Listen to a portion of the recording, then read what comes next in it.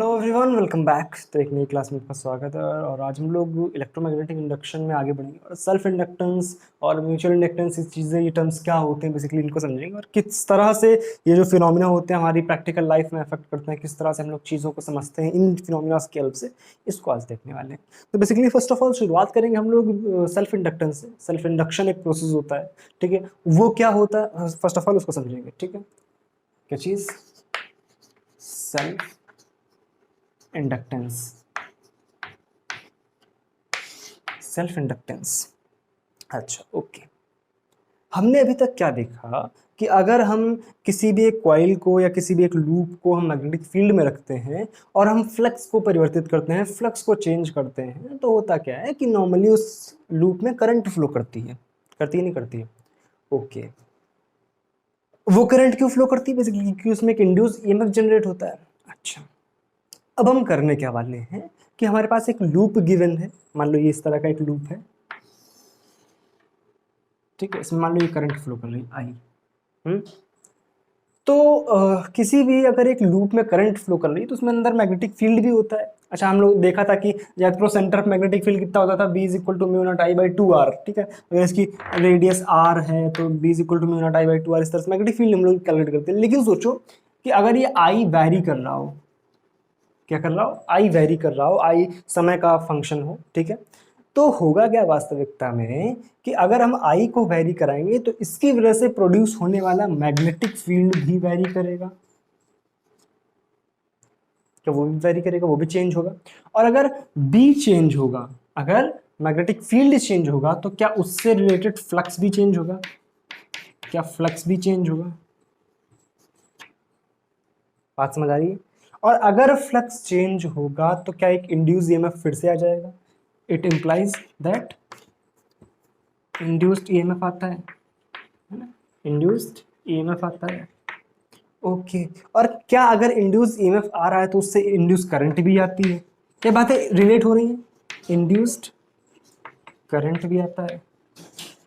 Okay, इसका मतलब क्या है कि अगर हम किसी एक कॉइल में, किसी एक लूप में अगर हम करंट को वेरी कराते हैं तो उससे रिगार्डेड हमारा मैग्नेटिक फील्ड भी चेंज होता है, वेरी करता है, और उससे फिर फ्लक्स मतलब चेंज हो रहा है, और फ्लक्स चेंज हो रहा है इसका मतलब क्या? इंड्यूस ईएमएफ आ रहा है, और इंड्यूस ईएमएफ आ रहा है इसका मतलब कि इंड्यूस करंट आ रही है। लेकिन करंट तो उसी लूप में थी और इंड्यूस करंट फिर कहाँ आएगी? उसी लूप में आएगी। क्या उसी लूप की करंट की वजह से उसी लूप का मैग्नेटिक फील्ड चेंज होता है और उसी वजह से उसी लूप में एक फ्लक्स परिवर्तित होता है, और उसी फ्लक्स परिवर्तन की वजह से उसी लूप में एक इंड्यूस ईएमएफ जनरेट होता है, और उसी लूप में इंड्यूस ईएमएफ जनरेट होने की वजह से उसी लूप में एक इंड्यूस्ड करंट आ जाती है। इसका मतलब दो दो करंट हो गई। एक करंट जो उसकी खुद की करंट थी और दूसरी करंट जो इंड्यूस करंट आ गई। इंड्यूस करंट आ गई। इंड्यूस करंट क्या करेगी? इंड्यूस करंट उस डायरेक्शन में फ्लो करेगी जो कि अपोज करेगी उस सोर्स का जिसकी वजह से जनरेट हो रही है। यानी अगर ये इस डायरेक्शन में फ्लो कर रही है करंट, जो हमारी ओरिजिनल करंट थी, तो ये क्या कोशिश करेगी कि ये अगर आई मान लो बढ़ रहा है, आई मान लो बढ़ रहा है, ठीक है, तो ये कोशिश क्या करेगी इंड्यूस करंट की? आई कम हो तो इंड्यूस्ड करंट की जो डायरेक्शन होगी वो ये वाली होगी, ये आई इंड्यूस्ड होगी। समझ आ रहा है? और आई अगर घट रहा होता तो सेम डायरेक्शन में आई इंड्यूस जनरेट होती। बात समझ आ रही? दिस प्रोसेस उसी लूप में करंट के चेंज होने की वजह से उसी लूप में करंट का, इंड्यूस करंट का आ जाना, this process called self induction. क्या बोला जाता है इसको? Self induction. क्या होता है? सेल्फ इंडक्शन मतलब खुद की ही लूप में इंडक्शन हो रहा है, मतलब चार जो ईएमएफ इंड्यूस हो रहा है या करंट इंड्यूस हो रही है, मतलब खुद के ही लूप में सब कुछ हुआ जा रहा है। This process called self induction. क्या बात क्लियर है? अच्छा, जो इंड्यूस ईएमएफ जनरेट होगा, जो इंड्यूस ईएमएफ जनरेट होगा, मान लो वो ई है, वो किस बात पे डिपेंड करेगा कि करंट कितनी ज्यादा चेंज कर रहा है। This will depend on the rate of change of current. क्या ये बात समझ आ रही है? Rate of change of current basically यही सी पे तो डिपेंड करेगा, सिंपल सी बात है। यहाँ पे आप प्रोपोर्शनलिटी साइन हटाओ, क्या आ जाएगा? E इज इक्वल टू एक कांस्टेंट आ जाएगा L, एक कांस्टेंट आ जाएगा L into D I by D T, और एक माइनस साइन। माइनस साइन क्यों? क्योंकि जो जनरेट कर रहा होगा, बेसिकली माइनस साइन वही लेंज लॉ वाला माइनस साइन एक तरह से, कि यहाँ पर जो अपोजिशन दिखा रहा है इंड्यूस करंट के लिए, ठीक है। This constant, this constant is called self inductance. क्या बोलते हैं इसको? Self inductance. क्या बात समझ आई? क्या सीखा हमने कि अगर किसी लूप में हम करंट को चेंज करते हैं तो उस लूप में मैग्नेटिक फील्ड मतलब मैग्नेटिक फ्लक्स मतलब इंड्यूस ईएमएफ आता है, और इंड्यूस की वजह से एक इंड्यूस करंट भी आ जाती है, और इंड्यूस करंट आ रही है तो वो उस करंट का अपोज करेगी जिसकी वजह से जनरेट हो रही है। इस प्रोसेस को बोलते हैं सेल्फ इंडक्शन। ये जो कांस्टेंट आता है इसको बोलते हैं सेल्फ इंडक्टेंस, बोलते हैं सेल्फ इंडक्टेंस। बात clear? This is the important parameter self inductance या inductor, basically self inductor, sorry हाँ, सेल्फ इंडक्टेंस जो है या इसको स्वप्रेरकत्व तो बोलते हैं हिंदी में, मतलब इसको हम एक दूसरा भी नाम दिया जाता है इंडक्टर, ठीक है ना। मतलब जिस सर्किट में जनरेट होता है उसको बोलते हैं इंडक्टर, उसके लिए जो कांस्टेंट होगा उसको बोलेंगे सेल्फ इंडक्टेंस, ठीक है।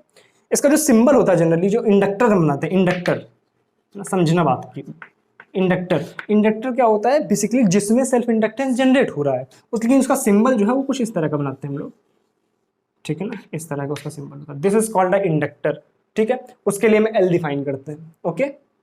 और इसके लिए जो भाई इसके जो एंड्स होंगे इसके बीच में बेसिकली ईएमएफ क्या है, किसी भी दो पॉइंट्स के बीच का पोटेंशियल डिफरेंस, तो उसके बीच में जो पोटेंशियल डिफरेंस लिखते हैं, तो मान लो ये पॉइंट ए है, ये पॉइंट बी है, this is V A minus V B is equal to L D I by D T. अगर हमें कभी भी इंडक्टर के केस में पोटेंशियल डिफरेंस लिखना होगा तो हम उसके सिरों के बीच का पोटेंशियल डिफरेंस क्या लिखेंगे, L D I by D T. यहाँ पे एल क्या है हमारे पास, सेल्फ इंडक्टेंस, ठीक है। इसकी जो यूनिट होती है दैट इज हेनरी। इसकी यूनिट क्या होती है, किसकी किसकी यूनिट, किसकी यूनिट, एल की यूनिट, ठीक है। एल की यूनिट क्या होती है, हेनरी,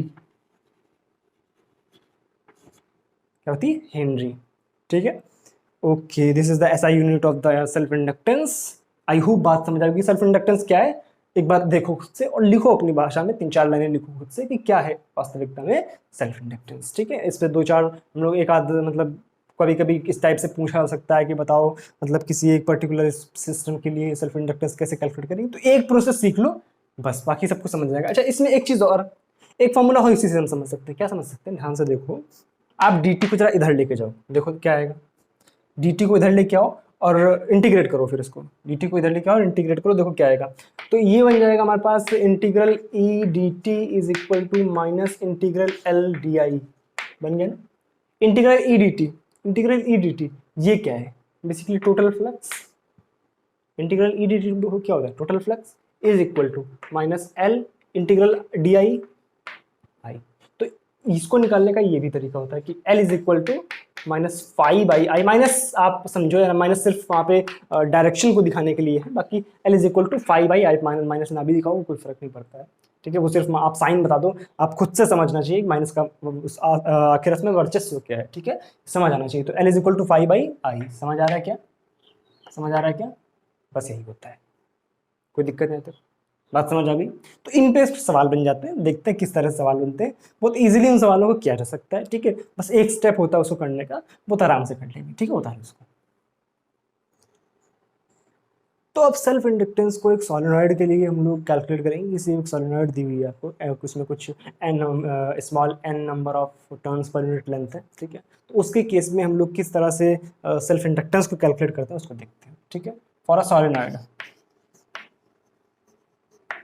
सोलेनॉइड के केस में सेल्फ इंडक्टेंस, ठीक है, क्या कैलकुलेट कर रहे हैं हम, एल सेल्फ इंडक्टेंस, ओके। मान लो ये कोई हमारे पास सोलेनॉइड है,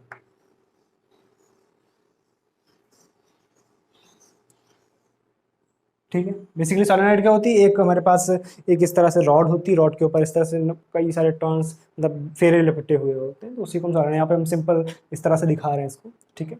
यहाँ पे इसमें जो नंबर ऑफ टर्न्स हैं, this is small N, this is number of turns per unit length, number of turns per unit length, per unit length, ठीक है। या बोल सकते हैं टोटल एन जो है वो टोटल टर्न्स है, क्या है, टोटल टर्न्स है, ठीक है, ओके। मान लो, सॉरी थोड़ा सा ऊपर बनाना चाहिए इसको, एक्सेस को, क्योंकि बिल्कुल बीचों बीच में,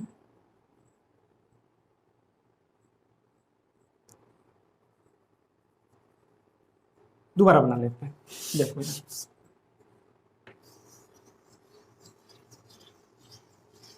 ठीक है। तो ये आपके एक्स हो गई, इसकी रेडियस मान लो कैपिटल आर है, ठीक है। अगर रेडियस कैपिटल आर है तो हम लोग एक बात जानते हैं, मान लो इसमें करंट हमने आई फ्लो कराई, करंट हमने इसमें आई फ्लो कराई, तो एक बात हम लोग जानते हैं कि magnetic field inside the solenoid क्या होता है, B, B is equal to क्या होता है, म्यू नॉट एन आई, ये होता है, पढ़ा है हम लोगों ने मैग्नेटिज्म में, ठीक है, मैग्नेटिज्म में पढ़ा है, ठीक है, ओके।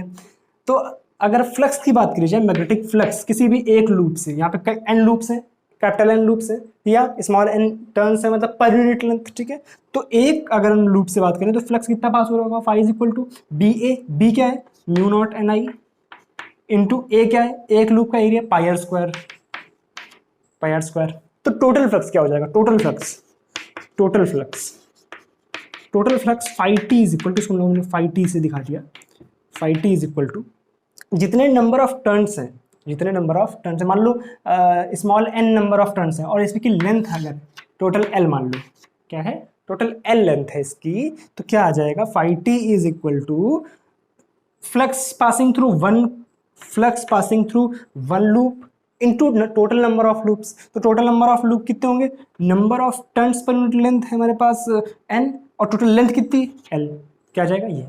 तो इसका मतलब क्या, ये क्या आ गया, mu naught N square L I pi R square, correct है, कोई दिक्कत यहाँ तक नहीं है, ओके।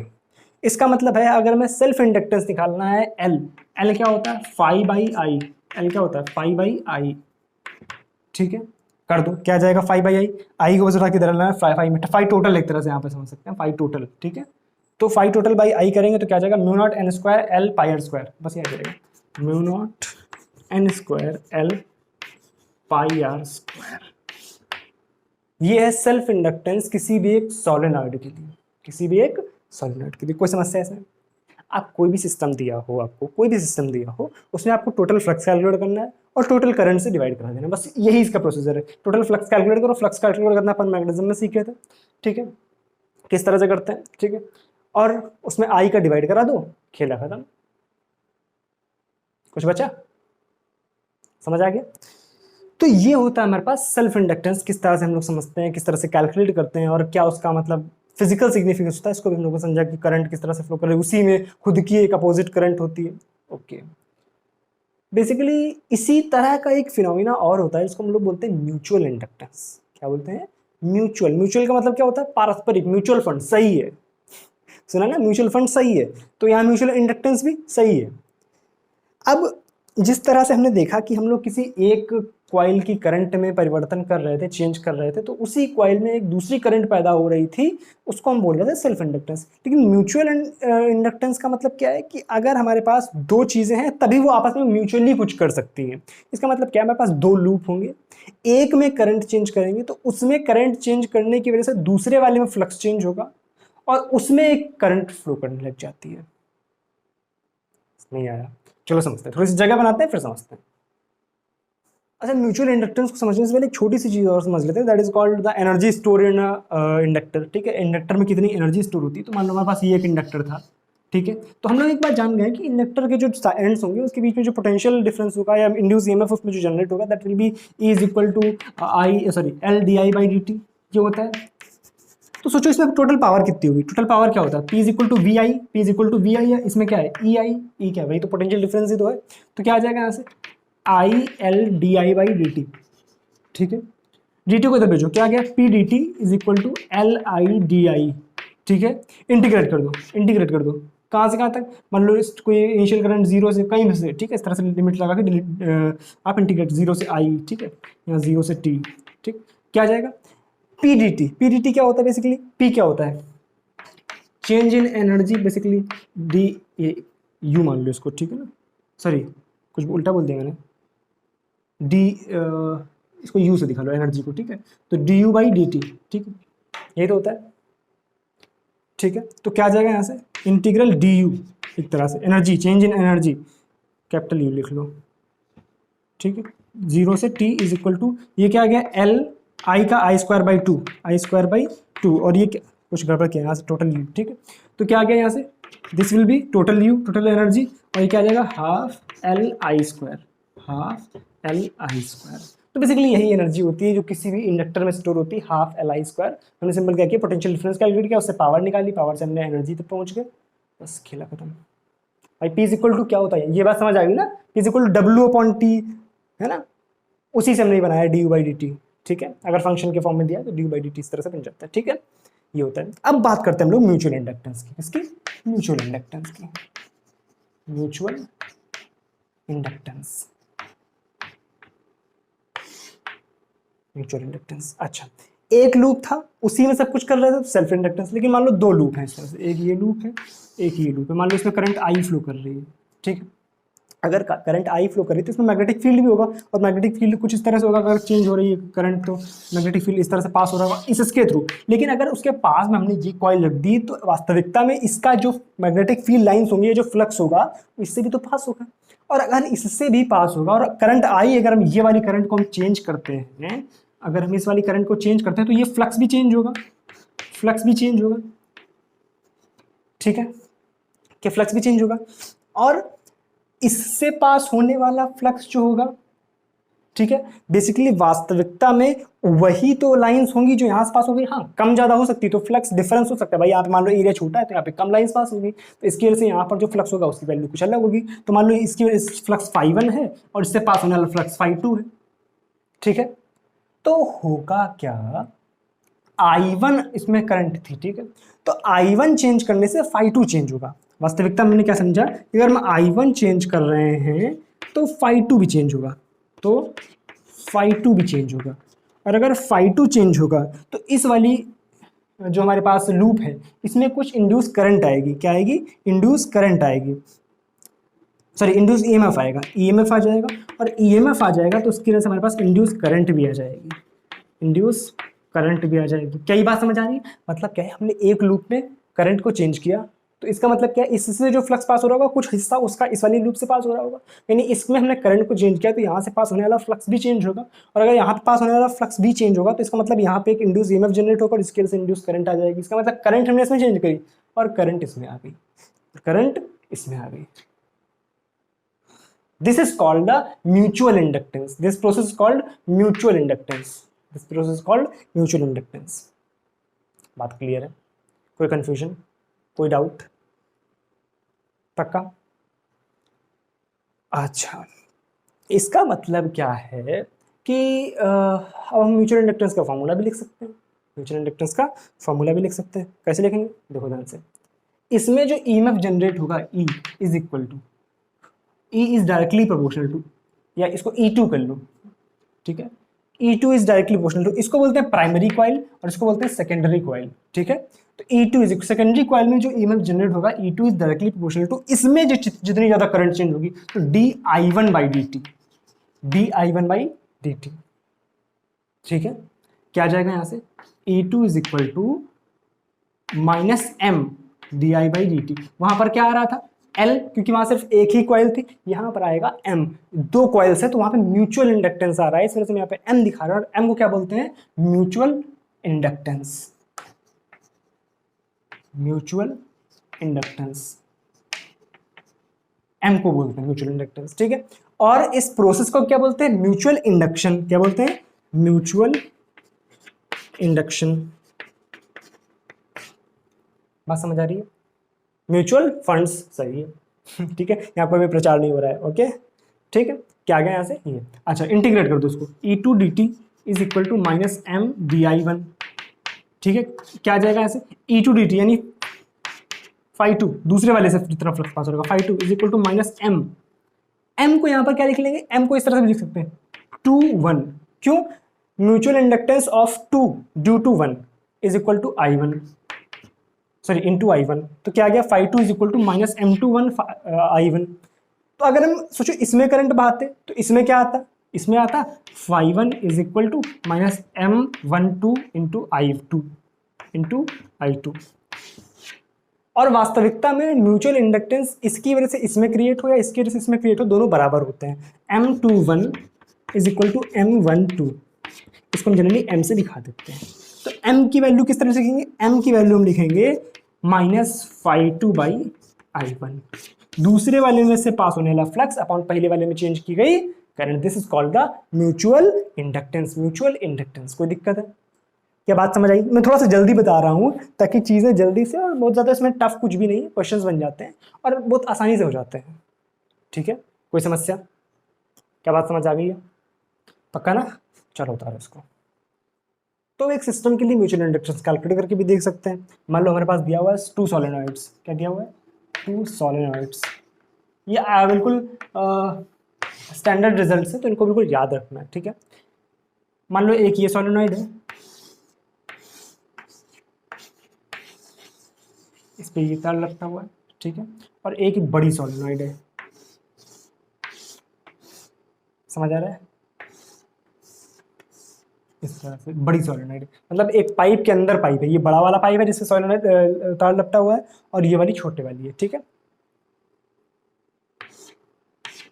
ओके। इसकी रेडियस मान लो R1 है, और इसकी रेडियस मान लो R2 है। ठीक है, इसमें मान लो छोटी वाली में N1 number of turns per unit length है, बड़ी वाली मान लो N2 number of turns per unit length है। छोटे वाली में मान लो हमने करंट I1 फ्लो कराई, तो हमसे बोला गया कि बताओ म्यूचुअल इंडक्टेंस कितनी होगी। ठीक है, तो फर्स्ट ऑफ ऑल अगर हमने I1 करंट फ्लो कराई, तो अगर आप इसको यहाँ से खड़े होकर के देखें, क्रॉस सेक्शनल व्यू देखें इसका, कुछ इस तरह से दिखेगा आपको। गोला दिखेगा, एक छोटा गोला दिखेगा। ठीक है, इस वाली में हमने करंट फ्लो कराई है, तो फ्लक्स कितने में होगा? सिर्फ इतने में तो होगा। मैग्नेटिक फील्ड कितने में होगा? सिर्फ इतने में ही होगा। ठीक है, ओके। तो मैग्नेटिक फील्ड क्या होता है? B is equal to B2 is equal to, हमें इस पे कैलकुलेट करेंगे ना, क्योंकि अगर हम इसमें करंट फ्लो कराए हैं तो इसमें से फ्लक्स पास करेंगे, इसके इसलिए वजह से, या हम बोल सकते हैं कि B1 ही लिख लो, म्यू नॉट NI1। तो मैग्नेटिक फील्ड तो इसकी वजह से ही आएगा ना, लेकिन फ्लक्स इसमें से कितना पास हो रहा होगा? दूसरी वाली से। φ2 is equal to mu naught NI1 into pi R1 square. यहाँ पे मैंने R1 स्क्वायर क्यों लिखा, R2 स्क्वायर क्यों नहीं लिखा? बहुत ध्यान सोचो, अगर हम इस पूरी बड़ी वाली सोलेनॉइड से अगर फ्लक्स कैलकुलेट करेंगे, लेकिन फ्लक्स पास कितने से हो रहा है? सिर्फ इतने से ही हो रहा है, तो एरिया कितना लिखेंगे? जितने से फ्लक्स पास हो रहा है। और बड़ी वाली रिंग, बड़ी वाली सोलेनॉइड के लिए फ्लक्स इतने से पास हो रहा है, इस वजह से हमने यहाँ पे इतना लिखा हुआ है। समझ आ रहा है? ऊपर ऊपर जा रहा है। बड़ी वाली के लिए फ्लक्स केवल इतनी जगह से पास हो रहा है, इस वजह से हमने सिर्फ इतना एरिया लिखा हुआ है। अगर जितने से पास होगा उतना ही एरिया लिखा जाएगा। ठीक है, ये आ गया। ओके, ये एक टर्न का हो गया। टोटल फ्लक्स कितना पास होगा? टोटल कितना पास होगा? φt is equal to, φt is equal to, ये एक टर्न से पास हो रहा था, इसमें N1 था। ठीक है, N1, तो टोटल कितना पास होगा?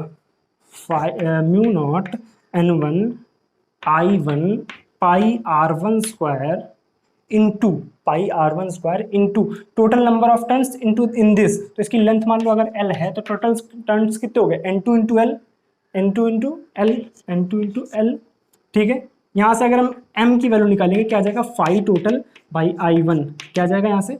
Mu naught N1 N2 pi R1 square L।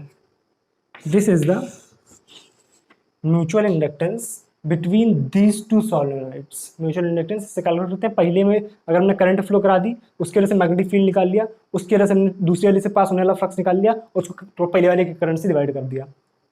पहले वाले में हमने करंट फ्लो कराई, उसकी वजह से मैग्नेटिक फील्ड कैलकुलेट किया, दूसरी वाली का फ्लक्स निकाला और उसको पहले वाले के करंट से डिवाइड करा दिया। बस सिंपल सा फंडा इतना है। कोई दिक्कत है? पक्का? 100% समझ आ गया ना क्या करते हैं? अच्छा, ओके। बहुत ध्यान से देखो, बहुत ध्यान से देखो। तो ये बिल्कुल उसी तरह से लिखा हुआ है जैसे हमारे के लिए वो आया था सेल्फ इंडक्टेंस L। L की वैल्यू कितनी आई थी एक सॉलिनॉइड के लिए? उसके लिए आई थी mu naught N square pi R square L, ये आई थी। बेसिकली N स्क्वायर को हमने क्या कर दिया है? N1 N2, और R की जगह क्या हो गया? R1। ठीक है, अच्छा एक चीज इसमें और, इसमें एक थोड़ा सा एक्सपेरिमेंट और करके देख लो। क्या लग रहा है यार? कुछ नहीं। क्या ये वॉल्यूम ही तो है? पाई आर स्क्वायर एल, जो भी हमारे पास सॉलिनॉइड है उसका वॉल्यूम। तो एल को भी लिख सकते हैं mu naught N square volume, ये लिख सकते हैं। कोई दिक्कत? अच्छा, हमने एनर्जी निकाली थी। एनर्जी कितनी आई थी? एनर्जी कितनी आई थी? U is equal to half L I square, half L I square, और एल की वैल्यू क्या है ये? तो इसको रख दो, क्या आ जाएगा? Mu naught N square V, mu naught N square V. अच्छा, एनर्जी डेंसिटी क्या होती है? एनर्जी डेंसिटी क्या होती है? Small U is equal to capital U by V. ठीक है, तो वॉल्यूम से अगर डिवाइड करा दोगे क्या आ जाएगा आपके पास? Half mu naught N square I square. कुछ गड़बड़ हुआ क्या? नहीं हुआ, सब सही है। अब इसमें आप एक म्यू नॉट का मल्टीप्लाई कराओ, एक म्यू नॉट का डिवाइड कराओ, ये आ जाएगा।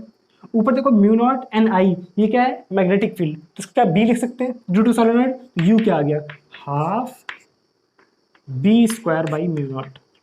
ये होती है एनर्जी डेंसिटी, ये किसी भी सिस्टम के लिए हमने निकाली सोलेनोइड से, लेकिन हर सिस्टम के लिए लागू होगी, ये ध्यान रखना है आपको। एनर्जी डेंसिटी कितनी थी, B square by two mu naught, B square by two mu naught. तो ये भी हमने सीख लिया। हमने क्या सीखा, सेल्फ इंडक्टेंस सीखा, फिर हमने म्यूचुअल इंडक्टेंस सीखा, दोनों को हमने एक सिस्टम के लिए निकालना सीखा, हमने एनर्जी निकाल के देखी, हमने एनर्जी डेंसिटी निकाल के देखी। आई होप यहाँ तक की बातें समझ आएंगी, ठीक है। तो अब ऑलमोस्ट आपका इलेक्ट्रोमैग्नेटिक इंडक्शन भी खत्म हो गया, ठीक है। अब इसमें जो एक सेगमेंट है बेसिकली उसको इलेक्ट्रोमैग्नेटिक इंडक्शन का पार्ट तो नहीं बोलेंगे, बेसिकली टोटल इलेक्ट्रोडायनेमिक्स का पार्ट है। इसका पार्ट है इलेक्ट्रोडायनेमिक्स का पार्ट है, तो उसको भी एक क्लास में हम लोग अलग से खत्म कर देंगे। लेकिन इलेक्ट्रोमैग्नेटिक इंडक्शन वाला जो बेसिक एक प्रोसेस है वो खत्म हो चुका है। इलेक्ट्रोडायनेमिक्स मतलब लास्ट उसका जो सेगमेंट है उसमें क्या है, सब मैक्सवेल्स इक्वेशन को हम लोग समझेंगे मिला करके। तो हम देखेंगे पूरी इलेक्ट्रोमैग्नेटिज्म में जितना सब कुछ निकल के गया उसको हम लोग 4 इक्वेशन में बना करके देखेंगे, तो वो हमारा हो जाता है इलेक्ट्रोडायनेमिक्स का एक पार्ट हो जाता है। बात क्लियर है। और इलेक्ट्रोमैग्नेटिक इंडक्शन जो है वो ऑलमोस्ट खत्म हो गया, मतलब वो खत्म हो गया, ठीक है।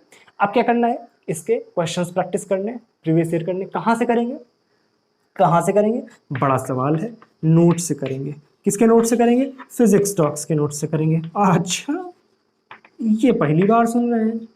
ये कहाँ बनेंगे, ये कहाँ मिलेंगे, ये मिलेंगे टेलीग्राम चैनल पे। कहाँ मिलेंगे, टेलीग्राम चैनल पे।